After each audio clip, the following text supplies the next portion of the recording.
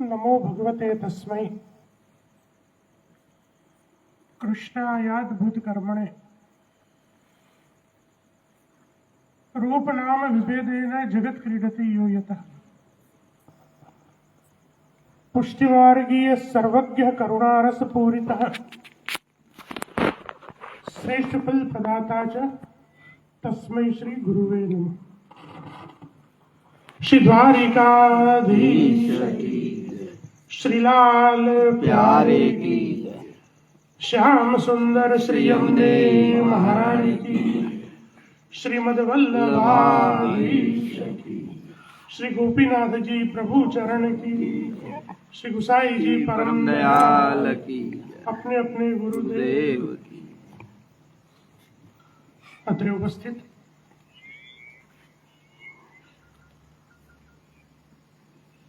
રસિકભાઈ ગેવરિયા એમનો સમગ્ર પરિવાર અને ઘર આંગણે પધારેલ આપ સૌ વલ્લભીય વૈષ્ણવજનો,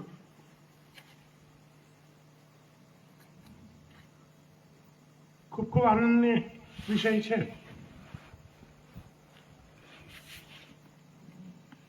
કે એમના ઘર આંગણે નૂતન નંદાલયમાં સુંદર રીતે પ્રભુની પધરામણી થઈ અને પ્રભુને ઝૂલાનો મનોરથ સંપન્ન થયો.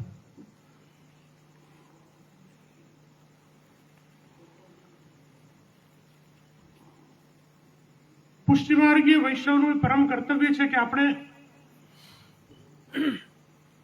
કોઈ પણ લૌકિક વ્યવહાર હોય, લૌકિક વ્યવસ્થા હોય, એને કઈ રીતના પ્રભુ સંબંધથી જોડીને એને લૌકિક બનાવી.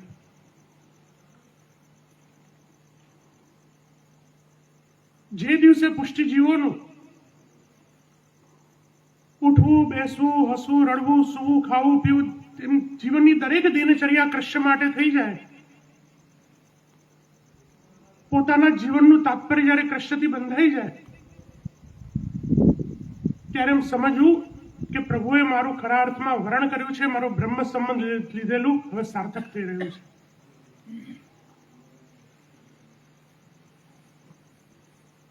સાંપ્રત સમયમાં જે પ્રમાણે આપણા જીવનની વ્યવસ્થાઓ છે, જે પ્રમાણે આપણા જીવનની દિનચર્યાઓ છે, મહાપ્રભુ શ્રી વલ્લભાચાર્યજી આજથી 500 વર્ષ પહેલા જ આ બાબતને ધ્યાનમાં રાખી અને આજ્ઞા 500-550 વર્ષ પહેલા જ કરી દીધી હતી. અધુના તુ કલૌ સર્વે વિરુદ્ધાચાર તત્પરઃ.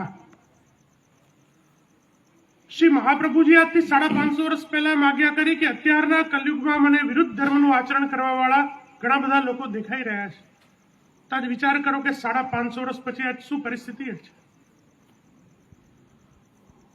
આ તો યત્કિંચિત આપણે આપણા ધર્મનું પાલન કરીએ છીએ, ધર્મથી સન્મુખ છીએ, પ્રભુની સન્મુખ છીએ, પ્રભુનું સ્મરણ, કીર્તન, ભજન કરીએ છીએ, એટલે આપણા સૌમાં હજી લૌકિક આવેશ એટલો બધો પ્રબળ થયો નથી. વિચાર કરો કે જેમના ઘરમાં શ્રી ઠાકોરજીની સેવા બિરાજતી હોય, એ વૈષ્ણવના ઘરનું વાતાવરણ, જે વૈષ્ણવના ઘરમાં નિત્ય સત્સંગ થતો હોય એ વૈષ્ણવના ઘરનું વાતાવરણ, જેમના ઘરમાં નિત્ય ભજન કીર્તન આદિ થતા હોય એમના ઘરનું વાતાવરણ, અને એવા વૈષ્ણવના ઘરનું વાતાવરણ કે જેમના ઘરમાં સેવા નથી, સત્સંગ નથી, સ્મરણ નથી, કીર્તન ભજન કંઈ નથી, આ બંનેના ઘરના વાતાવરણમાં જમીન આસમાનનો ફરક આપણને લાગે છે. શ્રી મહાપ્રભુજીએ ખૂબ જ સુંદર આજ્ઞા કરી છે કે કોઈને કોઈ પ્રકારથી આપણે પ્રભુથી જોડાયેલા રહેવું જોઈએ. ચાહે સેવાનો ક્રમ હોય, ચાહે ભક્તિનો ક્રમ હોય, ચાહે સ્મરણનો ક્રમ હોય કે કીર્તનનો ક્રમ હોય, તમારું સતત ચિત્ત પ્રભુની સેવામાં, પ્રભુના સ્મરણમાં પ્રવણ રહેવું ખૂબ જરૂરી છે. રાજા આસ્કરણજીના પ્રસંગને જ્યારે આપણે જોઈએ, 84-252 વૈષ્ણવના પ્રસંગોનું સ્મરણ કરીએ, ત્યારે યુદ્ધના મેદાનમાં પણ કરતા હતા યુદ્ધ, અને મનમાં શું ચાલે કે ભાઈ મારા ઠાકોરજી શું આરોગ્ય હશે, કેવી રીતે આરોગ્ય હશે, શું થતું હશે. આજે કઢી ઢોળાઈ ગઈ તો ખરેખર એમના કપડામાં યુદ્ધના મેદાનમાં કઢી ઢોળાઈ ગઈ હતી.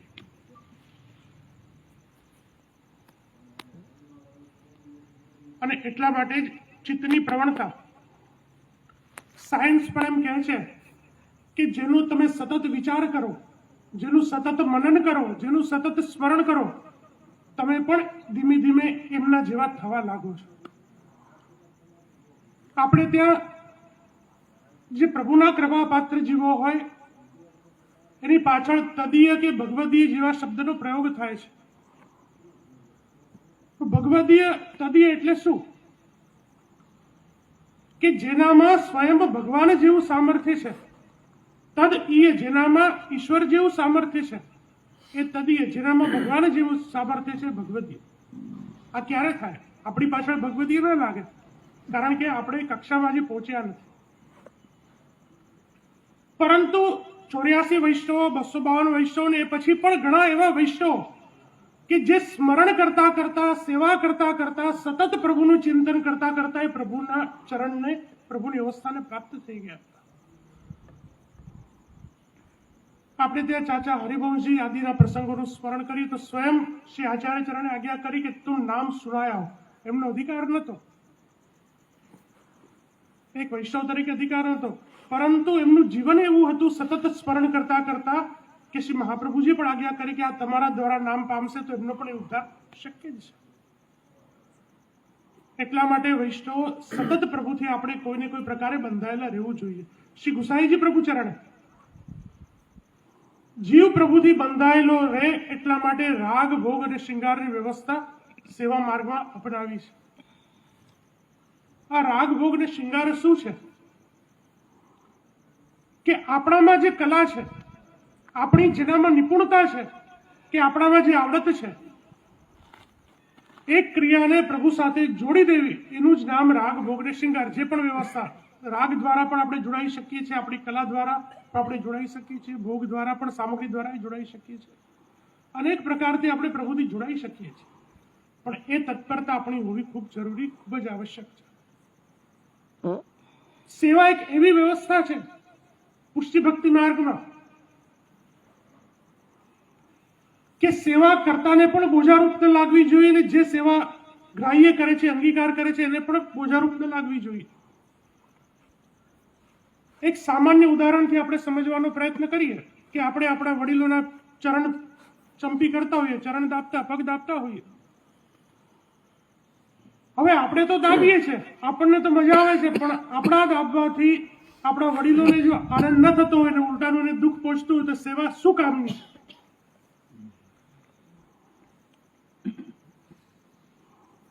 હવે આપણે પગ દાબીએ છીએ ને એ પગ દાબવાથી આપણા વડીલોને આનંદ આવે છે, પણ કરવા વાળાને પરાણે પરાણે કરવું પડે છે કે ભાઈ જવા દે ને, ક્યાં કરી રાખું, શું ફરક પડે છે? તો એ સેવાથી જે કરે છે એને આનંદ નથી આવતો, તો એ સેવાનો અર્થ શું છે? તો સેવા એવો વિષય છે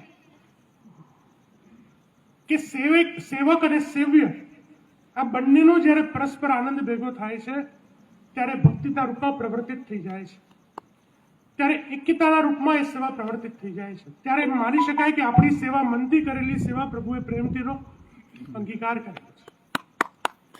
એટલા માટે જ સેવા કરતા અને જે સેવા કરાવી રહ્યું છે બંનેના પરસ્પર આનંદનો વિષય, એનું જ નામ સેવા, એનું જ નામ ભક્તિ છે. પ્રભુ ક્રિયાના ભૂખ્યા નથી, પ્રભુ કેવલ આપણા ભાવના ભૂખ્યા છે. જે પણ કરીએ, જેટલું પણ કરીએ, પ્રેમથી કરીએ, આનંદથી કરીએ, ભક્તિથી કરીએ, પ્રભુના બનીને કરીએ, કેવલ કરવા ખાતર ન કરીએ. પ્રભુના બનીને કરશું તો પ્રભુને પણ આનંદ આવશે કે મારો સેવક છે, મારો જીવ છે, મારો પુષ્ટિ જીવ છે. અને એટલા માટે જ સેવા સાધન પણ છે અને સેવા એ ફલ પણ છે. પુષ્ટિ સંપ્રદાયમાં સાધન કરતા કરતા જ્યારે આપણે ફલદશા સુધી પહોંચીએ છીએ ત્યારે પ્રભુ પોતાના સ્વરૂપાનંદની આપણને પ્રાપ્તિ કરાવી દે છે. એટલા માટે જ આપણે ત્યાં ઘરમાં જે ઠાકોરજી બિરાજે છે કોઈ મૂર્તિ નથી, સાક્ષાત સ્વરૂપ છે. તમે જે પ્રેમથી એમને ભાવથી ભજો છો, જે પ્રેમથી એમને અર્પણ કરો છો, સ્વયં ભગવદ્ ગીતામાં ભગવાન પોતે આજ્ઞા કરે છે કે પુષ્પમ પત્રમ ફલમ તોયમ યોમે ભક્ત્યા પ્રયચ્છતિ. પુષ્પ હોય, ફલ હોય, જલ હોય, જે પણ હોય, મારા ભક્તો જે મને પ્રેમથી આનંદથી અર્પણ કરે છે એનો પ્રેમથી હું ત્યાં સ્વીકાર કરું છું. આ પ્રભુ બંધાયા છે. અને એટલા માટે જ આપણું કર્તવ્ય છે કે આનંદથી, પ્રેમથી, મનપૂર્વક, ચિત્તની એકાગ્રતા સાથે પ્રભુની સેવા આપણે કરીએ, પ્રભુની ભક્તિ કરીએ, પ્રભુનું સ્મરણ કરીએ, જેથી કરીને આપણે જે પુષ્ટિજીવમાં આપણો અંગીકાર થયો છે, જે આપણું બ્રહ્મ સંબંધ લીધેલું છે, એ ખરા અર્થમાં સાર્થકતાએ વિશે શ્રી મહાપ્રભુજી તો આપણને કૃપા કરીને બ્રહ્મ સંબંધનું દાન કરાવ્યું છે. જીવને તો પ્રભુના શરણમાં સોંપી દીધા છે, પણ કેવલ એક પુષ્ટિ ભક્તિ માર્ગ એવો છે કે જીવની સાથે સાથે પ્રભુને પણ બાંધી દીધા છે કે કોઈ કારણસર આપને ભૂલી જાય તો પ્રભુ આપ મને વચન આપો કે એનો હાથ આપ છોડતા નહીં. આ વચનથી પ્રભુને પણ બાંધ્યા છે.